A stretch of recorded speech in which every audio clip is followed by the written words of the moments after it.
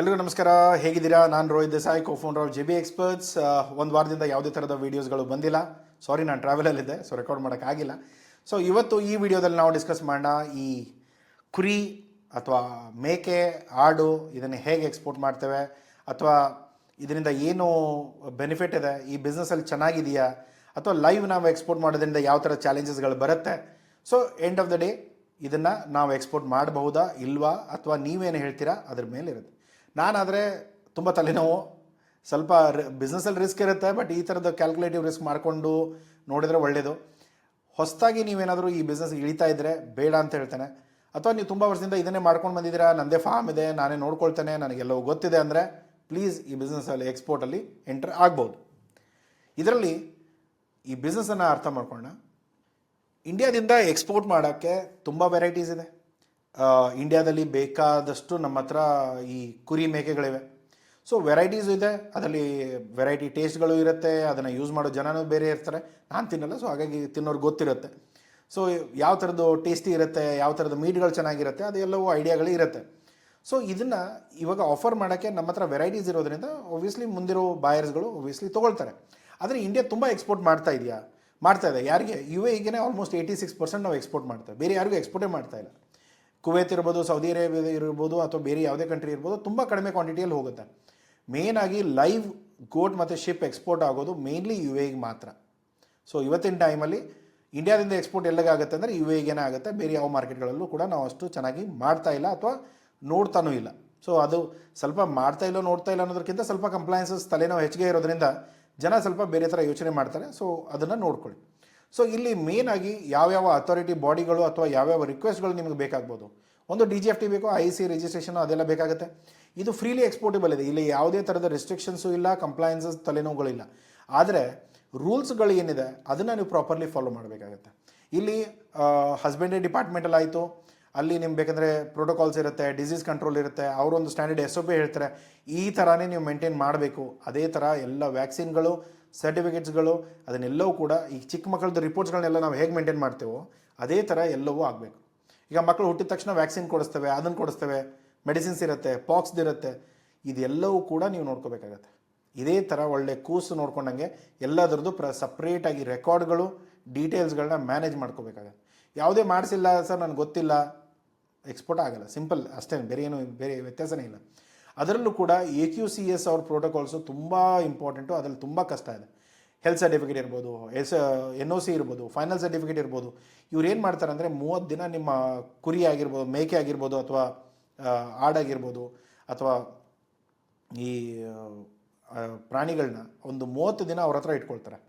ಎಲ್ಲ ಕ್ವಾರಂಟೈನ್ ಆಗಿ ಅದರಲ್ಲಿ ಡಿಸೀಸ್ ಫ್ರೀ ಇದೆ ಅಂತ ಅಂದ ಮೇಲೆ ಮಾತ್ರ ಎಕ್ಸ್ಪೋರ್ಟ್ ಮಾಡೋಕ್ಕೆ ಸಾಧ್ಯ. ಅಲ್ಲಿವರೆಗೂ ಟ್ರೀಟ್ಮೆಂಟ್ ಇರ್ಬೋದು, ಬೇರೆ ಏನಾದರೂ ಇರ್ಬೋದು, ಅದನ್ನೆಲ್ಲ ಅಲ್ಲೇ ನೋಡ್ಕೋಬೇಕಾಗತ್ತೆ. ಓಕೆ, ಇದರಲ್ಲಿ ನಿಮಗೆ ಯಾವ ರಿಜಿಸ್ಟ್ರೇಷನ್ ಬೇಕಾಗುತ್ತೆ? RCMC ಬೇಕಾಗೋದು ಎಪಿಡಾ ಕಡೆಯಿಂದ, ಯಾಕೆಂದರೆ ಲೈವ್ ಸ್ಟಾಕ್ ಎಲ್ಲವೂ ಕೂಡ ಎಪಿಡಾ ಮ್ಯಾನೇಜ್ ಮಾಡ್ತಾರೆ. ಸೊ ಮ್ಯಾಂಡೇಟ್ರಿ ಹೆಲ್ತ್ ರಿಕ್ವೈರ್ಮೆಂಟ್ಸ್ ಎಕ್ಸ್ಪೋರ್ಟಿಗೆ ಏನು? ಟೆಸ್ಟ್ ಸರ್ಟಿಫಿಕೇಟ್ಗೆ ಆದರೆ ನಿಮಗೆ ಇದೆಲ್ಲ ಇದೆ. ಇವಾಗ ನಾವು ನಾರ್ಮಲಿ ಇವೆಲ್ಲ ವ್ಯಾಕ್ಸಿನ್ಗಳು ನಮ್ಮ ಮಕ್ಕಳಿಗೂ ಮಾಡಿಸ್ತೇವೆ, ಇದು ಕೂಡ ನಿಮಗೆ ಪ್ರಾಣಿಗಳಿಗೂ ಮಾಡಿಸ್ಬೇಕು. ಅದರ ಜೊತೆಗೆ ಈ ಪ್ಯಾರಾಸೈಟ್ಸ್ ಅಂತ ಹೇಳ್ತೇವೆ.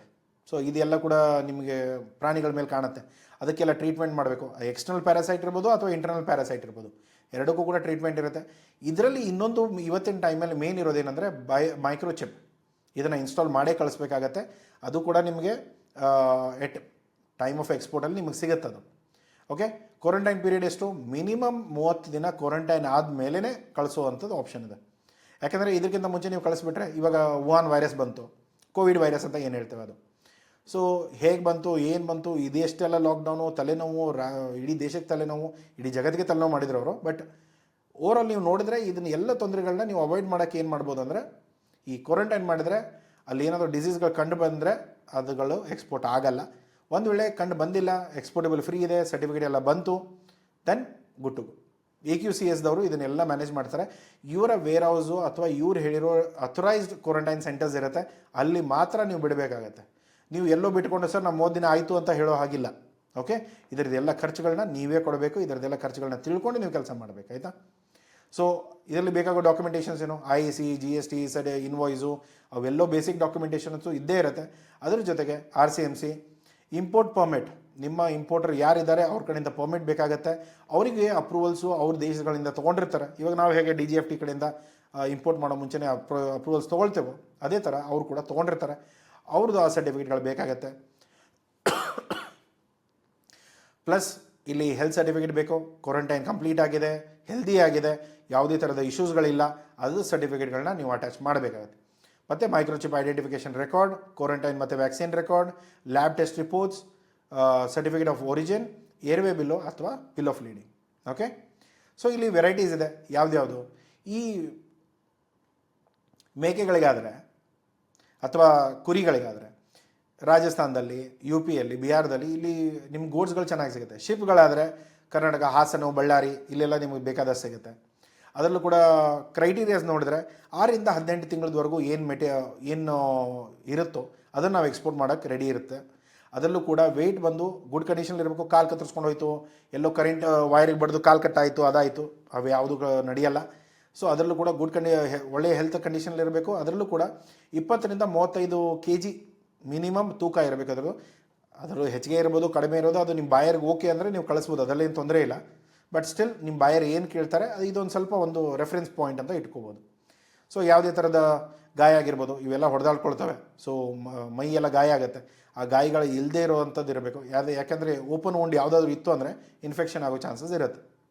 ಸೊ ಲಾಜಿಸ್ಟಿಕ್ಸಲ್ಲಿ ಎಲ್ಲರೂ ಪ್ರಿಫರ್ ಮಾಡೋದು ಏರ್ ರೂಟ್. ಸಿಯಿಂದ ತುಂಬ ಕಡಿಮೆ. ಯಾಕೆಂದರೆ ಏನಾಗುತ್ತೆ, ತುಂಬ ದಿನ ಸಿಯಲ್ಲಿ ಇರೋದ್ರಿಂದ ಸಿಕ್ನೆಸ್ ಇರ್ಬೋದು, ಸ್ಟ್ರೆಸ್ ಆಗ್ಬೋದು, ಸಾಯ್ಬೋದು, ಇದೆಲ್ಲವೂ ಕೂಡ ಹೆಚ್ಚಿಗೆ ಆಗುತ್ತೆ. ಈ ಲೈವ್ ಸ್ಟಾಕ್ಗಳನ್ನ ನಾವು ಹಡಗದಿಂದ ಯಾವಾಗ ಕಳಿಸ್ತೇವೋ ಅವಾಗ ಸಾಯೋ ಚಾನ್ಸಸ್ ತುಂಬ ಇರುತ್ತೆ. ಸೊ ಅದಕ್ಕೆ ನಾವು ನಾರ್ಮಲಿ ಏರಿಂದ ಕಳಿಸ್ಬಿಟ್ರೆ ಬೇಗ ಮುಟ್ಕೊಳ್ಳುತ್ತೆ, ಬೇಕಾಗಿರೋ ಟ್ರೀಟ್ಮೆಂಟ್ನ ಕೊಟ್ಟರೆ ಮುಗಿದೋಗ್ಬಿಡುತ್ತೆ. ಓಕೆ, ಸೊ ಡೆಸ್ಟಿನೇಷನ್ಸಲ್ಲಿ ಏನೇನು ಬೇಕಾಗತ್ತೆ, ಇವಾಗ ಇಂಡಿಯನ್ ರೂಲ್ಸ್ ಅಂತೂ ಸರಿ, ಅದೇ ನೀವು UAE ಕಳಿಸುವಾಗ UAE ರೂಲ್ಸ್ ಕೂಡ ಬೇರೆ ಇರುತ್ತೆ, ಅದನ್ನೆಲ್ಲ ಫಾಲೋ ಮಾಡಬೇಕಾಗತ್ತೆ. ಸೊ ಅಲ್ಲಿ ಅವರ ಅಥಾರಿಟಿ ಬಾಡೀಸ್ ಇರುತ್ತೆ, ಅಲ್ಲಿ ಪರ್ಮಿಷನ್ಸ್ ಇರುತ್ತೆ, ಅವರು ಅಪ್ರೂವಲ್ ಆಗಿರೋ ಡಾಕ್ಯುಮೆಂಟ್ಸ್ಗಳು ಮಾತ್ರ ಅವರು ಯಾರಿಗೆ ಅಪ್ರೂವಲ್ ಕೊಟ್ಟಿರ್ತಾರೆ ಅವ್ರು ಮಾತ್ರ ಇಂಪೋರ್ಟ್ ಮಾಡ್ಬೋದು. ಸೊ ಇದರಲ್ಲಿ ನಾನು ಹೇಳೋದೇನೆಂದರೆ, ನೀವು ಸುಮ್ಮನೆ ಹೋಗಿ ಮಾರ್ಕೆಟಿಂಗ್ ಖರ್ಚು ಮಾಡಿಕೊಂಡು ಬಾಯರ್ಗಳನ್ನ ಹುಡ್ಕೊಂಡು ಬೇರೆ ಎಲ್ಲೆಲ್ಲೋ ಡೇಟಾಗಳಿಗೆ ಇದಕ್ಕೆ ದುಡ್ಡು ಹಾಳು ಮಾಡ್ಕೊಳ್ಳೋ ಬದಲು ಯಾರು ಹತ್ರ ಇಂಪೋರ್ಟ್ ಪರ್ಮಿಟ್ ಇದೆಯೋ ಅವ್ರಿಗೆ ಟಾರ್ಗೆಟ್ ಮಾಡಿ. ಯಾಕೆಂದರೆ ಅವ್ರು ಮಾತ್ರ ಇಂಪೋರ್ಟ್ ಮಾಡ್ಕೊಳ್ಬೋದು, ಅವ್ರಿಗೆ ಮಾತ್ರ ಪರ್ಮಿಷನ್ ಇರ್ಬೋದು. ಸೊ ಹಾಗಿರೋದ್ರಿಂದ ನೀವು ಸುಮ್ಮನೆ ಹೋಗ್ಬಿಟ್ಟು ಬೇರೆ ಎಲ್ಲರೂ ಹುಡುಕ್ತಾ ಹೋಗಿ ಮಾರ್ಕೆಟ್ಗೆ ಅಥವಾ ಯಾರೋ ಏಜೆಂಟ್ಗೆ ಅವ್ರಿಗೆ ಇವ್ರಿಗೆ ಕೊಡೋ ಅವಶ್ಯಕತೆ ಇಲ್ಲ. ಅವ್ರು ಯಾರೂ ಇಂಪೋರ್ಟ್ ಮಾಡ್ಕೊಳ್ಳೋಕ್ಕಾಗಲ್ಲ. ಡೈರೆಕ್ಟ್ಲಿ ಯಾರ ಹತ್ರ ಲೈಸೆನ್ಸ್ ಇದೆ ಅವ್ರ ಲೀಸ್ಟ್ ಸಿಗುತ್ತೆ, ನಮ್ಮ ಹತ್ರನೂ ಇದೆ, ಬೇರೆ ಅವ್ರ ಹತ್ರ ನಿಮಗೆ ಮಾರ್ಕೆಟಲ್ಲಿ ಸಿಗುತ್ತೆ. ಅದನ್ನು ತೊಗೊಂಡು ಅವ್ರಿಗೆ ಮಾತ್ರ ಮಾತಾಡ್ಕೊಳ್ಳಿ, ಬೇರೆ ಯಾರು ನಿಮಗೆ ಇದರಲ್ಲಿ ಬಾಯರ್ಸ್ಗಳು ಸಿಗಲ್ಲ. ನಾನು ಹೋಗ್ಬಿಟ್ಟು ರೆಸ್ಟೋರೆಂಟ್ಗೆ ಕೊಡ್ತೇನೆ, ರೆಸ್ಟೋರೆಂಟ್ ಹತ್ರ ಲೈಸೆನ್ಸೇ ಇರೋಲ್ಲ. ಯಾಕೆಂದರೆ ಇವೆಲ್ಲ ಲೈವ್ ಆ್ಯನಿಮಲ್ ಇರೋದ್ರಿಂದ ಬೇರೆ ಯಾವುದೂ ನೀವು ಮಾಡೋಕ್ಕಾಗಲ್ಲ. ಇದರಲ್ಲಿ ವ್ಯಾಲಿಡ್ ಸರ್ಟಿಫಿಕೇಷನ್ ಇರ್ಬೋದು, ಮೈಕ್ರೋಚಿಪ್ ಸ್ಕ್ಯಾನಿಂಗ್ ಇರ್ಬೋದು, ವ್ಯಾಕ್ಸಿನೇಷನ್ ರಿಪೋರ್ಟ್ಸ್ ಇರ್ಬೋದು, 14 days ಪ್ರಯರ್ ಟ್ರಾವೆಲ್ ವ್ಯಾಕ್ಸಿನೇಷನ್ ಇರಬೇಕು. ಇದೆಲ್ಲ ಆದಮೇಲೆ ಈಗ ಸಮಸ್ಯೆ ಎಲ್ಲಿ ಬರುತ್ತೆ, ಇವಾಗ ನಾವು ತೊಗೊಳ್ತಾ ಇರೋ ಕುರಿಗಳು ಅಥವಾ ಮೇಕೆಗಳು ಎಷ್ಟಿರುತ್ತೆ ಅಂತಂದರೆ ಇವಾಗ ಆಲ್ಮೋಸ್ಟು 4200 ಅಂತ ಅಂದ್ಕೊಳ್ಳೋಣ. ಓಕೆ, ಹೆಚ್ಚಿಗೆ ಇರ್ಬೋದು, ಕಡಿಮೆ ಇಲ್ಲ ಸರ್ ನಮ್ಮೂರಲ್ಲಿ ಇಷ್ಟಿದೆ ಇರ್ಬೋದು, ಇಲ್ಲ ಅಂತ ಹೇಳ್ತಾ ಇಲ್ಲ. ಆದರೆ ನಾವು ಇವಾಗ 4200 ರೂಪಾಯಿಗೆ ನಾವು ತೊಗೊಳ್ತೇವೆ, 900 ರೂಪಾಯಿ, 250. ಆದರೆ ಲಾಜಿಸ್ಟಿಕ್ ನೋಡಿ, ಇಲ್ಲಿ ನಾನು ಏನಾದರೂ ಏರಿಂದ ಕಳಿಸೋದಾದ್ರೆ 6800 ರೂಪಾಯಿ ನನ್ನ ಕುರಿ ಅಥವಾ ನನ್ನ ಮೇಕೆಗಿಂತನೂ ಹೆಚ್ಚಿಗೆ ಖರ್ಚಿದೆ ಬರೀ ಟ್ರಾನ್ಸ್ಪೋರ್ಟೇಷನ್.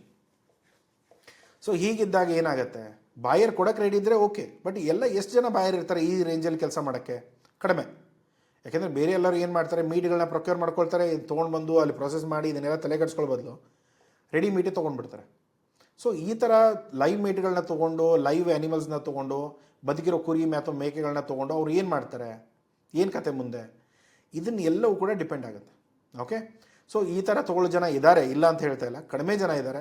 ಆದರೆ ಬಾಯರ್ಸ್ಗಳು ಕೂಡ ಪರ್ಮಿಟ್ ಬೇಕಾಗುತ್ತೆ. ಲೈವ್ ಆ್ಯನಿಮಲ್ಸ್ ತುಂಬ ಬೇರೆ ಥರ ಜನ ನೋಡ್ತಾರೆ. ಸೊ ಹಾಗಾಗಿ ಡಿಸೀಸ್ ಬರ್ಬೋದು, ಅದು ಆಗುತ್ತೆ, ಇದಾಗುತ್ತೆ, ತುಂಬ ತಲೆನೋವುಗಳಿರುತ್ತೆ. ಅದನ್ನೆಲ್ಲ ಜಸ್ಟಿಫೈ ಮಾಡ್ಕೊಂಡು ನೀವು ಮಾಡೋ ಕೆಪಾಸಿಟಿ ಇತ್ತು ತುಂಬ ಒಳ್ಳೆಯದು. ಇಲ್ಲ ಅಂದರೆ ದಯಮಾಡಿ ನೀವೇನೋ ಹೊಸದಾಗಿ ಇದು ಬಿಸ್ನೆಸ್ಸಲ್ಲಿ ಇಳಿತಾ ಇದ್ದರೆ ಬೇಡ, ನೀವು ಡೊಮೆಸ್ಟಿಕಲ್ಲಿ ಟ್ರೈ ಮಾಡ್ಕೊಳ್ಳಿ ಒಂದು 5-10 ವರ್ಷ. ಅದಾದಮೇಲೆ ಬೇಕಂದರೆ ಎಕ್ಸ್ಪೋರ್ಟ್ ಬಗ್ಗೆ ನಿಮಗೆ ಮೇಕೆ ಆಯಿತು, ಕುರಿಗಳಾಯಿತು, ಇದ್ರ ಬಗ್ಗೆ ಗೊತ್ತಾಗುತ್ತೆ. ಅದಾದಮೇಲೆ ಬೇಕಂದ್ರೆ ನೀವು ಪ್ಲ್ಯಾನ್ ಮಾಡ್ಕೊಳ್ಳಿ, ಇಲ್ಲದೆ ಹೋದರೆ ಬೇಡ. ಓಕೆ, ಇಲ್ಲಿ ರಿಸ್ಕ್ ಮತ್ತು ಚಾಲೆಂಜಸ್ ಏನಿದೆ, ಮೇನ್ ಬರೋದು ಈ ರೋಗಗಳು. ಯಾವುದೇ ಥರದ ರೋಗ ಬಂತು ಅಂದರೆ ಒಂದ್ರ ಜೊತೆಗೆ ಒಂದು ಎಲ್ಲದಕ್ಕೂ ಬಂತು ಅಂದರೆ ಕತೆ ಮುಗೀತು ನಮ್ಮದಲ್ಲಿ. ಏನೇ ಬಂಡವಾಳ ನಾವು ಹಾಕಿದ್ರು ಅದು ಮುಳುಗೋಗುತ್ತೆ. ನೆಕ್ಸ್ಟ್ ಇರೋದು ಸ್ಟ್ರೆಸ್ ಇರ್ಬೋದು, ಕ್ಲೈಮೇಟ್ ಚೇಂಜ್ ಆಗೋದು. ಇವಾಗ ನಮಗೂ ಹುಷಾರಿಲ್ಲ, ಕ್ಲೈಮೇಟ್ ಚೇಂಜ್ ಆಗ್ತಾ ಇದೆ, ಟ್ರಾವೆಲ್ ಮಾಡಿ ಬಂದಿದ್ದೇನೆ. ಸೊ ಒಂದು ವಾರ ಇರಲೇ ಇಲ್ಲ. ಸೊ ಇದು ಎಲ್ಲದರಿಂದ ಏನಾಗ್ಬಿಡುತ್ತೆ, ನಮ್ಗೆ ಆಟೋಮೆಟಿಕ್ಲಿ ನಮ್ಗೆ ಕೂಡ ಎಫೆಕ್ಟ್ ಆಗೋದು ಪ್ರಾಣಿಗಳಿಗೂ ಆಗುತ್ತೆ.